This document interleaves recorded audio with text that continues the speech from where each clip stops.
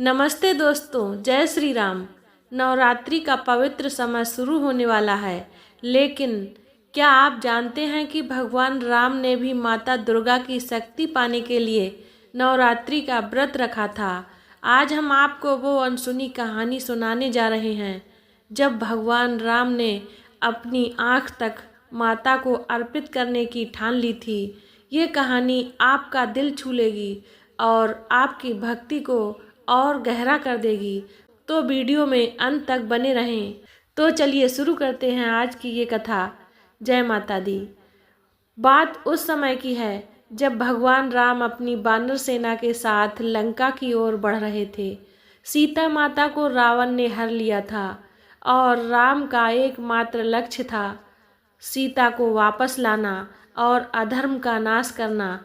लेकिन रावण कोई साधारण दुश्मन नहीं था, वह एक महान तपस्वी था जिसने ब्रह्मा जी से वरदान पाया था कि उसे कोई देवता, दानव या यक्ष नहीं मार सकता। उसकी शक्ति और सेना को देखकर वानर सेना में भी थोड़ा डर था। राम समझ गए थे कि इस युद्ध में उन्हें ऐसी शक्ति चाहिए जो रावण के अहंकार को चूर चूर कर दे। तब उनके गुरु विश्वामित्र और ऋषि अगस्त्य ने कहा, हे राम, माता दुर्गा की शरण में जाओ। वही शक्ति की देवी हैं, वही असुरों का नाश करने वाली हैं। तब भगवान श्री राम ने रामेश्वरम में व्रत की शुरुआत की। यह घटना रामेश्वरम में हुई, समुद्र के किनारे। जहाँ भगवान राम ने शिवलिंग की स्थापना की थी, वहीं उन्होंने माता दुर्गा की उपासना का संकल्प लिया था। उन्होंने मिट्टी से माता की एक सुंदर प्रतिमा बनाई। उनके साथ लक्ष्मण, हनुमान, सुग्रीव, जामवंत और पूरी वानर सेना थी। राम ने कहा, मैं 9 दिनों तक माता की भक्ति करूंगा ताकि धर्म की जीत हो सके।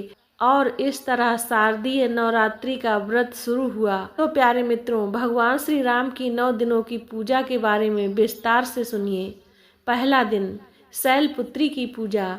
राम ने पहले दिन माता शैलपुत्री की पूजा की। उन्होंने संकल्प लिया, हे माँ, मुझे अडिग विश्वास दो। उस दिन वे सिर्फ फल और जल पर रहे। हनुमान जंगल से फूल लाए और लक्ष्मण ने पूजा की तैयारी की। दूसरा दिन, ब्रह्मचारिणी की आराधना।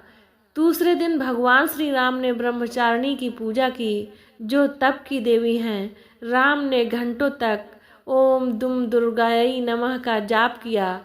उनकी भक्ति देखकर वानर सेना भी मंत्र मुग्ध हो गई। तीसरे से छठे दिन तक शक्ति का संचय हुआ। तीसरे दिन चंद्रघंटा, चौथे दिन कुष्मांडा, पांचवें दिन स्कंद माता और छठवें दिन कात्यायनी की पूजा हुई। हर दिन राम हवन करते, सुग्रीव और अंगद लकड़ियाँ लाते और हनुमान हवन में आहुति डालते। राम हर दिन 108 कमल के फूल माता को अर्पित करते, जो उनकी शुद्ध भक्ति का प्रतीक थे। और 7वें दिन माता कालरात्रि का आवाहन किया। 7वीं के दिन राम ने माता कालरात्रि की पूजा की। यह रूप रावण जैसे दुष्टों का नाश करता है। राम ने प्रार्थना की, हे माँ, मेरे शत्रु का अहंकार तोड़ दो। उस रात समुद्र की लहरें भी शांत हो गईं, जैसे माता उनकी पुकार सुन रही हूँ। अष्टमी पर भगवान राम ने महागौरी की पूजा की। इस दिन उनका मन शुद्ध और शांत हुआ। उन्होंने माता से कहा, मुझे विजय दो ताकि मैं सीता को वापस ला सकूं। 9वीं के दिन संकट समाप्त हुए और एक चमत्कार हुआ। 9वीं का दिन सबसे खास था। पूजा के दिन 108 कमल के फूल चाहिए थे। हनुमान और लक्ष्मण ने सारे फूल जुटाए, लेकिन गिनती में एक फूल कम निकला। राम परेशान नहीं हुए।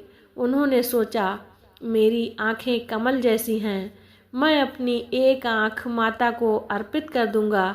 जैसे ही राम ने अपनी आँख निकालने के लिए तीर उठाया, माता दुर्गा प्रकट हो गईं। उनकी दिव्य आवाज़ गूंजी, राम, तुम्हारी भक्ति ने मुझे प्रसन्न किया है। तुम्हें एक फूल की कमी नहीं है, बल्कि मेरी पूरी कृपा मिलेगी। यह देखकर वानर सेना ने जय माता दी के नारे लगाए। दशमी के दिन विजय का आशीर्वाद मिला।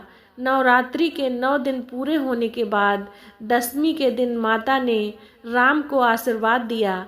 उन्होंने कहा, हे राम, तुम्हारा संकल्प अटल है, रावण का अंत निश्चित है, जाओ और धर्म की स्थापना करो। इसके बाद राम ने लंका पर चढ़ाई की, रावण का वध हुआ और दशहरे का पर्व शुरू हुआ। यह सब माता दुर्गा की कृपा से ही संभव हुआ। तो दोस्तों, राम का यह व्रत हमें सिखाता है कि सच्ची भक्ति और मेहनत से कोई भी मुश्किल हल हो सकती है। जैसे राम ने माता की शक्ति से रावण को हराया, वैसे ही हम भी नवरात्रि में व्रत और प्रार्थना से अपने जीवन के संकटों को दूर कर सकते हैं। इस नवरात्रि आप भी संकल्प लें, चाहे वो बुरी आदत छोड़ना हो या कोई लक्ष्य हासिल करना हो, माता रानी और भगवान श्री राम आपकी मदद जरूर करेंगे। तो दोस्तों, ये थी भगवान राम के नवरात्रि व्रत की अनोखी और प्रेरणादायक कहानी। आपको यह कैसी लगी? क्या आप भी इस नवरात्रि व्रत रखने वाले हैं? कमेंट में ज़रूर बताएं। हमारे चैनल को सब्सक्राइब करें, लाइक करें और बेल आइकन दबाएं ताकि आपको ऐसी ही पवित्र कहानियाँ मिलती रहें। इस नवरात्रि के लिए आपको और आपके परिवार को ढेर सारी शुभकामनाएं। जय श्री राम, जय माता दी। फिर मिलते हैं एक नई कहानी के साथ। नमस्ते।